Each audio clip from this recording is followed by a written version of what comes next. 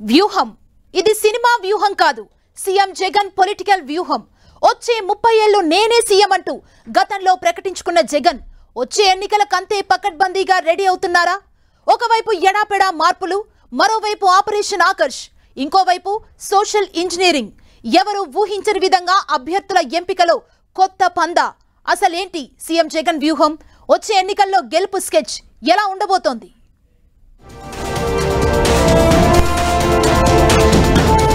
Target fix. ఎన్నికల notification రావడమే ఆలస్యం.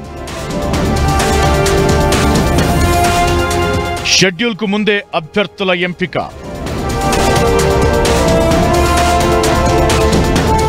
సామాజిక సమీకరణాలు, బీసీలకు పెద్దపీట. ఏపీ ఎన్నికలకు సీఎం జగన్ అదిరిపోయే స్కెచ్ వేస్తున్నారు. అసెంబ్లీ ఇన్ఛార్జీలను ఎడాపెడా మార్చేస్తూ సెల్ఫ్ గోల్ చేసుకుంటున్నారనే సందేహాలు పటాపంచలవుతున్నాయి.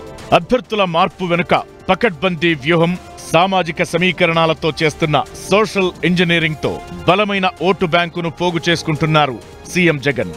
బీసీల పార్టీ అని చెప్పుకునే టీడీపీకి అదే బీసీలను దూరం చేసే ప్రణాళికతో ఎన్నికలకు భారీ ప్లానింగ్ చేశారు సీఎం జగన్. ఇప్పటి వరకు 70 నియోజకవర్గాలకు సమన్వయకర్తలను మార్చిన సీఎం ఎక్కువగా బీసీల్లోనూ బాగా వెనుకబడిన వర్గాలు, బలమైన ఓటు బ్యాంకు కలిగిన కులాలను ఆదరిస్తున్నారు. రాష్ట్రంలో అత్యధిక సీట్లున్న ఉభయ గోదావరి, కృష్ణా, గుంటూరు జిల్లాల్లో శెట్టి బలిజ, యాదవ సామాజిక వర్గాలకు అధిక ప్రాధాన్యం ఇవ్వడం ద్వారా ఆ ఓటు బ్యాంకును పదిలం చేసుకునే ప్లాన్ చేస్తున్నారు సీఎం జగన్.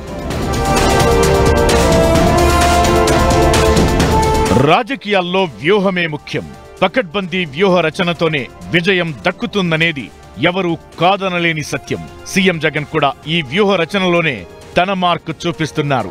ఎన్నికలకు 100 రోజుల ముందే క్యాడర్ను సిద్ధం చెయ్యాలని సంకల్పించారు. అందుకు తగ్గట్టే డిసెంబర్ నుంచే నియోజకవర్గాలకు ఇన్ఛార్జీలను మార్చడం మొదలుపెట్టారు. ఒకేసారి మార్పులు చేయకుండా వారం 10 రోజుల గ్యాప్లో 10-15 స్థానాలకు సమన్వయకర్తలను మార్చడం ద్వారా ఎక్కడైనా అసంతృప్తులు, అసమ్మతులు ఉంటే అదుపు చేయొచ్చని భావించారు. సీఎం జగన్ ఊహించినట్టుగానే 7 విడతల్లో జాబితా విడుదల చేయగా కొద్దిమంది అసంతృప్తి గళమెత్తారు.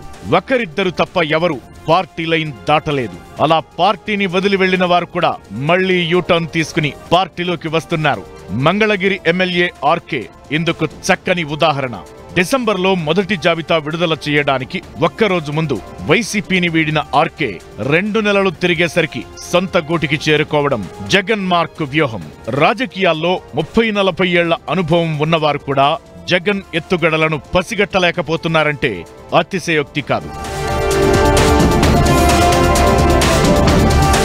ఒక్క ఆర్కే మాత్రమే కాదు, విజయవాడ ఎంపీ కేసినేని నాని, గన్నవరం మాజీ ఎమ్మెల్యే ముద్దరబోయిన వెంకటేశ్వరరావు, గుంటూరు మాజీ ఎంపీ రాయపాటి కుటుంబానికి చెందిన రాయపాటి రంగారావు వంటి వారిని పార్టీలోకి తీసుకోవడం సీఎం రాజకీయ చతురతకు నిదర్శనమంటున్నారు. రాజధాని ఉద్యమంతో ఉమ్మడి కృష్ణా, గుంటూరు జిల్లాల్లో వైసీపీకి డ్యామేజ్ జరిగిందనే ప్రచారాన్ని తిప్పికొట్టడానికి ఆ ప్రాంతానికి చెందిన బలమైన నేతలను వైసీపీలోకి ఆకర్షించడం చాలా ప్రధానమైనది అంటున్నారు. ఇంకా చెప్పాలంటే 100 రోజుల ముందు నుంచి పార్టీ ప్రక్షాళన చేయడం ద్వారా ఎన్నికల ముందు ఉండే ఒత్తిడిని అధిగమించారు సీఎం. షెడ్యూల్ విడుదలయ్యేసరికి 175 నియోజకవర్గాలకు అభ్యర్థులను ప్రకటించేసి క్షేత్రస్థాయి ప్రచారాన్ని ఉధృతం చేసే దిశగా కదులుతోంది వైసీపీ. జగన్ ఆలోచనలను ముందు పసిగట్టని ప్రతిపక్షాలకు ఆలస్యంగా తత్వం బోధపడింది. అభ్యర్థుల మార్పు ద్వారా వైసీపీ నుంచి 40-50 మంది ఎమ్మెల్యేలు టచ్ లో ఉన్నారని, తాము గేట్లు తెరిస్తే వైసీపీ ఖాళీ అవుతుందని ప్రచారం చేశారు. ఇలా ఎమ్మెల్యేలు వస్తే రాజ్యసభ ఎన్నికల్లో తమకు బలం లేకపోయినా వైసీపీ అసంతృప్తులతో ఓ స్థానం గెలవచ్చని ప్రణాళిక వేశారు. కానీ జగన్ ప్రతిపక్షాల ఆలోచనపై ఆదిలోనే దెబ్బ కొట్టారు. మార్పుల్లో సీట్లు దక్కని ఏ ఒక్కరూ పార్టీ లైన్ దాటి వెళ్లలేని పరిస్థితి కల్పించారు. ఒకరిద్దరు వెళ్లినా వారితో ఎలాంటి ప్రభావం చూపలేమని భావించిన ప్రతిపక్షాలు రాజ్యసభ ఎన్నికలకు దూరంగా ఉండిపోవాలని నిర్ణయించాయి. ఇదంతా పరిశీలిస్తే సీఎం జగన్ వ్యూహంతోనే 3 రాజ్యసభ స్థానాలను దక్కించుకోగలిగింది వైసీపీ. ఇంకా చెప్పాలంటే రాజ్యసభ స్థానాలను గెలుచుకోవడమే కాదు, 40 ఏళ్ల తెలుగుదేశం పార్టీకి తొలిసారి రాజ్యసభలో ప్రాతినిధ్యం లేకుండా చేసింది. ప్రస్తుతం గెలిచిన ముగ్గురితో కలిపి వైసీపీ బలం 11కి పెరిగింది. ఈ బలంతో కేంద్రంలో ఏ ప్రభుత్వం ఉన్నా తనకు కావలసిన పనులు చేయించుకోగలుగుతుంది వైసీపీ. ఇదంతా జగన్ ముందు చూపుతో ప్రణాళికాబద్ధంగా వేసిన అడుగులతోనే సాధ్యమైందంటున్నారు పరిశీలకులు. మొత్తానికి చాప కింద నీరులా తన ప్రణాళిక అమలు చేస్తున్న సీఎం జగన్ వచ్చే ఎన్నికల్లో విక్టరీపై భారీ ఆశలే పెట్టుకున్నారు. సీఎం ఊహించినట్లు, వైసీపీ భావించినట్లు జగన్ స్కెచ్ వర్కౌట్ అవుతుందా లేదా అన్నది వేచి చూడాల్సిందే.